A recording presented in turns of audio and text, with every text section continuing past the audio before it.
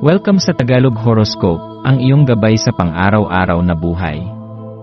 Hatid namin ang pinakadetalyadong horoscope na magsisilbing gabay mo sa pera, trabaho, pag-ibig, kalusugan, at swerte. Naway magtagumpay sa buhay ang lahat ng ating tagapakinig at subscribers sa buong mundo. Maraming salamat sa pag-subscribe at tanggapin ang siksik, liglig, at umaapaw na biyayang hatid ng Tagalog Horoscope. Ito ang iyong pang-araw-araw na horoscope para sa Taurus para sa Mayo 20, 2025. Sa araw na ito ng Mayo 20, habang unti-unting pumapasok ang malikhain at masayahing enerhiya ng panahon ng Gemini, maaaring maramdaman mong ikaw ay nasa gitna ng isang kalmadong katahimikan. Isang uri ng kontento at panatag na damdamin na hindi mo madalas maranasan. Sa ilalim ng liwanag ng araw na nasa ilalim ng Gemini, ikaw ay hinihimok na maging mausisa, nagalugarin ang mas malalim na bahagi ng iyong sarili na maaaring hindi mo paganap na kilala o nabibigyang pansin.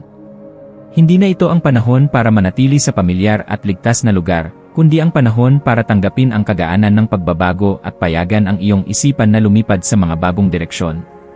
Ang pagbabago ay hindi kailangang katakutan, sa halip, ito ay maaaring maging daan tungo sa pag-refresh ng iyong pananaw, ng iyong mga layunin, at ng mismong landas na iyong tinatahak sa buhay.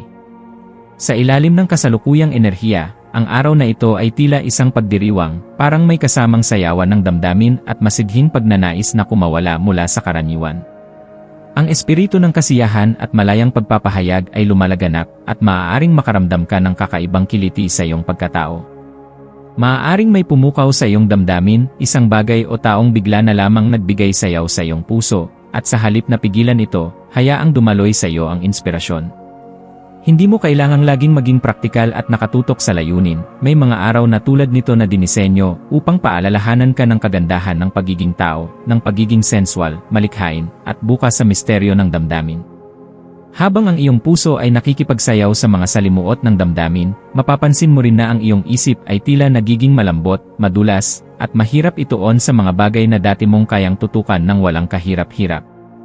Sa halip na labanan ng pagkalito o kawalan ng konsentrasyon, tanggapin ito bilang natural na bahagi ng iyong araw. Ito ang panahong ang iyong isipan ay hinahayaan kang gumala sa mga alaala, imahinasyon, at mga ideyang hindi pa ganap na buo. Ngunit huwag mong maliitin ang kapangyarihan ng pag-ikot at paglayag ng kaisipan. Sa mga sandaling tila walang direksyon, doon mo maaaring matagpuan ang mga sagot na hindi mo inaasahan.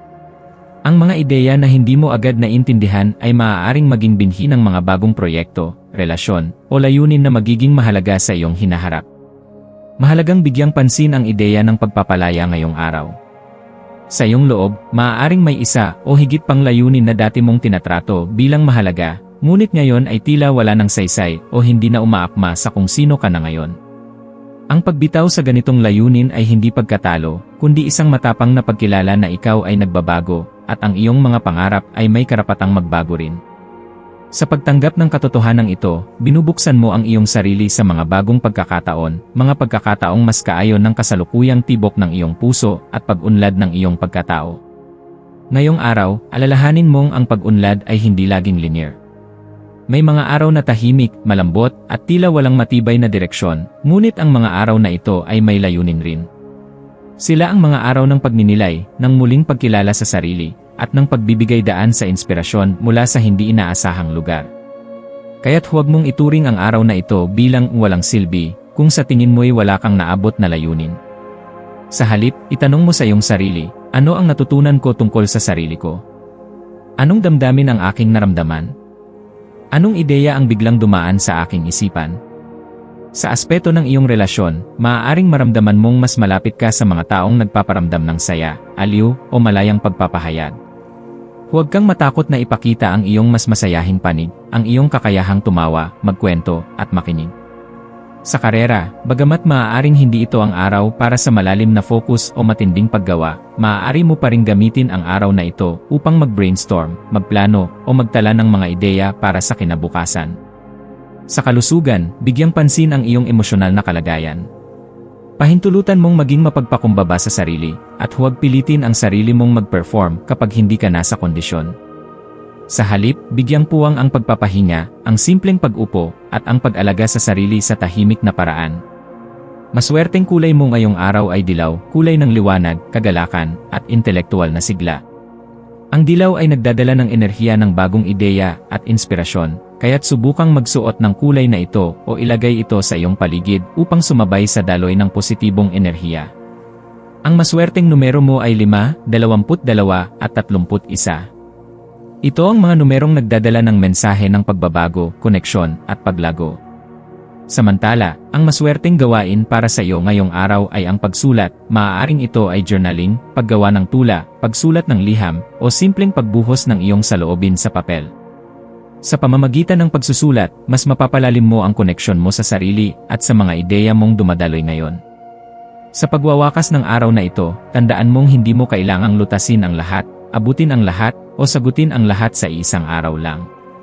Minsan, sapat na ang makinig sa sarili, ang magtiwala sa daloy, at ang tanggapin ang damdamin anuman ang anyo nito. Huwag kang matakot na pansamantalang mawala sa direksyon, dahil minsan, sa ganitong mga sandali natin natatagpuan ang totoong landas. Payagan mong maramdaman ang damdamin na dumarating, damhin ang mga ito ng buo, at hayaang gabayan ka ng mga ito pabalik sa iyong sarili. Ang mahalaga ngayon ay hindi kung gaano karaming layunin ang natapos mo, kundi kung paano mo pinili ang pagiging totoo sa sarili.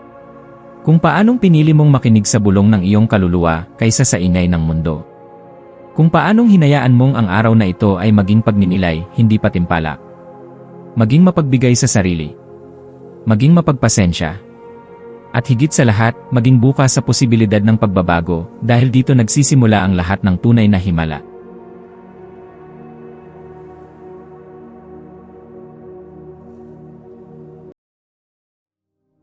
Tayo ay magkaroon ng kaunting sandali upang ipagdasal ang lahat ng mga dalangin ng ating mga subscribers, na sana'y matamo nila ang kanilang mga pinapangarap sa buhay, magandang trabaho, mabuting kalusugan, payapa at masayang pamumuhay, at siksik, liglig at umaapaw na biyaya at kayamanan. Ipinagdarasal namin ng mataimtim ang lahat ng mga komento sa nakaraang video, at hinihiling namin, Panginoon, na pagpalain mo ang ating mga subscribers ng masayang buhay sa mundong ibabaw. Maraming salamat po.